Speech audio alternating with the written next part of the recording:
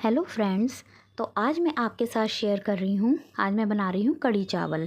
तो कढ़ी चावल तो खैर सभी बना लेते हैं, कढ़ी सबको बनानी आती है, लेकिन मैं जिस तरह से कढ़ी बनाती हूँ वो आज मैं आपके साथ शेयर कर रही हूँ। तो आज मैं रात के डिनर में बना रही थी कढ़ी चावल। तो मैं कढ़ी कुकर में ही बनाती हूँ जब मैं चावलों के साथ बनाती हूँ, क्योंकि कुकर में थोड़ी ज़्यादा बनती है कढ़ी, मैं ज़्यादा ही बनाती हूँ, कढ़ाई में ज़्यादा नहीं बन पाती, तो इसलिए मैं कुकर में बनाती हूँ। तो देखिए, मैंने मस्टर्ड ऑयल ले लिया है और मेथी दाना ले लिया। अब मैं कढ़ी में क्या है साथ के साथ ही छोंक लगाती हूँ। जैसे कुछ लोग कढ़ी में बाद में छोंक लगाते हैं ना, तो मैं पहले ही छोंक लगा लेती हूँ, उससे भी कढ़ी बहुत टेस्टी बनती है। तो मैंने मेथी दाना डाल दिया है और उसके बाद जब वो क्रैकल हो गया तो मैंने इसमें हल्दी और मिर्च डाल के और कढ़ी का बैटर डाल दिया है। अब इसमें मैं पानी डाल दूँगी। तो कढ़ी मैं थोड़ी सी पतली रखती हूँ, क्योंकि वो जब पकती है ना, तो जब हम पकाते हैं तो वो बहुत गाढ़ी हो जाती है और फिर पकौड़ी डालने के बाद तो और गाढ़ी हो जाती है। तो मैं थोड़ी मीडियम ही रखती हूँ, मतलब ना ज़्यादा पतली होती ना ज़्यादा गाढ़ी होती, क्योंकि गाढ़ी कढ़ी ना खाई नहीं जाती, फिर अच्छी नहीं लगती। तो अब पकौड़ियों के लिए मैंने क्या करा है, बैटर मिक्स कर दिया है। अब मसाले में बैटर मिक्स करने के बाद डालूँगी। देखिए, मिर्च डाल दी मैंने, नमक डाल दिया और थोड़ी सी हल्दी डाल दी, और उसके बाद ज़रा सा इसमें मैं बेकिंग सोडा भी डालती हूँ। बेकिंग सोडे से ना थोड़ा अच्छा फ्लफ़ीपन आ जाता है पकौड़ियों में। उससे क्या है, फिर हमें ज़्यादा फेंटना नहीं पड़ता बैटर को। तो विस्कर से बस मैंने हल्का सा ही फेंटा है, ज़्यादा नहीं फेंटा है। तो हमारा बैटर तैयार हो गया है। अब उसके बाद मैं इसको चम्मच से ही कर लूँगी, हाथ से नहीं छोड़ूंगी तेल में, क्योंकि फिर हाथ गंदे होते हैं। तो इसलिए चम्मच से ही मैं पकौड़ियों को हमेशा इस तरह से छोड़ती हूँ। जब भी कोई चीज़ मतलब इस तरह से मुझे करनी तो चम्मच से ही मैं करती हूँ। तो इस तरह से जितना स्पेस हो उसमें मैंने पकौड़ियाँ डाल दी हैं फ्राई पैन में। अब उसके बाद हम पकौड़ियों को फ्राई कर लेंगे। देखिए इस तरह से, और देखिए पकौड़ियाँ छोटी छोटी करी थी मैंने, और देखिए कितनी बड़ी हो गई हैं। और आपको ये कलर लाइट लग रहा होगा, ऐसा लग रहा होगा जैसे कच्ची है पकौड़ियाँ, लेकिन कच्ची नहीं है, अच्छी ब्राउन हो गई थी पकौड़ियाँ। तो इस तरह से मैं सारी पकौड़ियों को फ्राई कर लूँगी। इस तरह से हम देखिए सारी पकौड़ियाँ फ्राई कर लेंगे। और देखिए एक भी पकौड़ी फ्लैट नहीं हुई, सारी फूल गई हैं अच्छी तरह से। देखिए इस तरह से।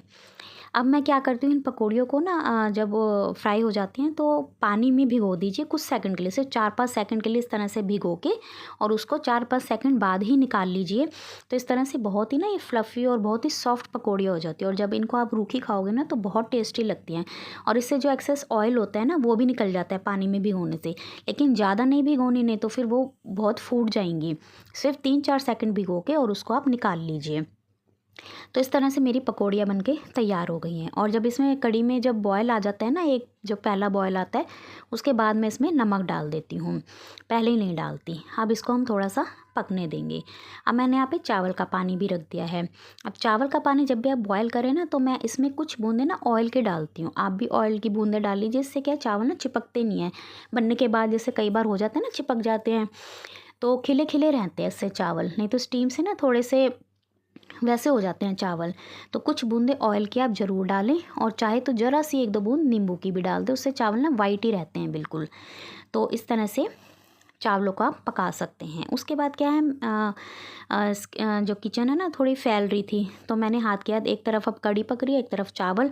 तो मेरे पास टाइम था तो इतने मैंने जो सिंक में थोड़े से बर्तन थे वो मांज दिए। इससे क्या है किचन ना फैली ही नहीं रहती। पहले मैंने किचन की स्लैब को क्लीन कर दिया, क्योंकि बेसन वगैरह जो होता है वो थोड़ा खिन ही जाता है।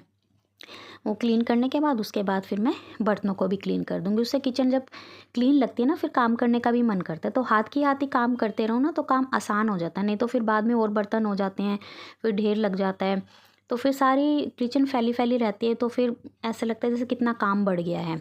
तो हाथ ही जो है मैं काम को मतलब वो करती रहती हूँ, जिससे काम ज़्यादा बढ़े ना। तो एक तरफ दोनों चीज़ें पक रही हैं, एक तरफ मैंने फिर स्लैब क्लीन कर दी थी, और फिर मैंने अपनी सिंक भी साफ़ कर दी है, बर्तन भी साफ़ कर दिया। अब किचन बिल्कुल क्लीन हो गई है। अब देखिए कढ़ी हमारी, ये देखिए ना ज़्यादा गाढ़ी है ना ज़्यादा पतली है, बिल्कुल सही है। अब पकौड़ियाँ जो है मैं लास्ट में डालती हूँ कढ़ी के। मैं पकौड़ियों को पकाती नहीं हूँ कढ़ी में, नहीं तो फिर ना वो फूट जाती है, क्योंकि पहले इतनी सॉफ्ट हो गई होती हैं। तो बस मैं लास्ट में जब कढ़ी पक जाती है ना, उसके लास्ट में मैं पकौड़ियों को डाल देती हूँ। और फिर उसमें भी देखिए अभी थोड़ी सी फिर और भी ये फूल के थोड़ी सी बड़ी सी हो जाती हैं। तो इस तरह से जितनी मुझे डालनी है डाल दी, बाकी मैंने रख दी रूखी खाने के लिए।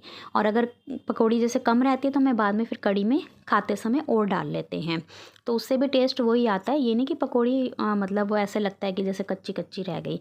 तो हाथ की हाथ भी आप कड़ी में डाल सकते हैं, मतलब मैं डाल के पकाती नहीं हूँ उसमें। तो इस तरह से मैंने अब देसी घी का बस तड़का लगाया है, उसमें ज़रा सी देगी मिर्च और हींग डाल दिया है। बाकी छोंक तो मैंने पहले लगा ही दिया था। तो थोड़े से कलर के लिए बस मैंने हींग और देगी मिर्च डाल दी कलर के लिए, और हींग का टेस्ट तो फिर और भी अच्छा आता है। तो इस तरह से हमारी कड़ी बनकर तैयार हो गई है। देखिए कलर कितना अच्छा आ रहा है, मैं आपको पास से दिखाती हूँ। ये देखिए कड़ी हमारी ना ज़्यादा पतली है ना गाढ़ी है, और पकौड़ियाँ भी देखिए कितनी अच्छी लग रही है ना, फूली फूली एकदम फ्लफ़ी सी। तो इस तरह से हमारी कड़ी बनकर तैयार है। तो इस तरह से कड़ी चावल बनके हमारे तैयार है। तो इस तरह से मेरा ये रात का डिनर का जो रूटीन है इसी तरह से रहता है। तो आई होप आपको ये पसंद आया होगा। अगर पसंद आया तो प्लीज़ लाइक कर दीजिए, और चैनल को सब्सक्राइब नहीं है तो सब्सक्राइब कर दीजिए। तो मिलते हैं फिर नेक्स्ट वीडियो में। कैसा लगा आपको वीडियो मुझे ज़रूर बताइए। Bye bye and Radhe Radhe.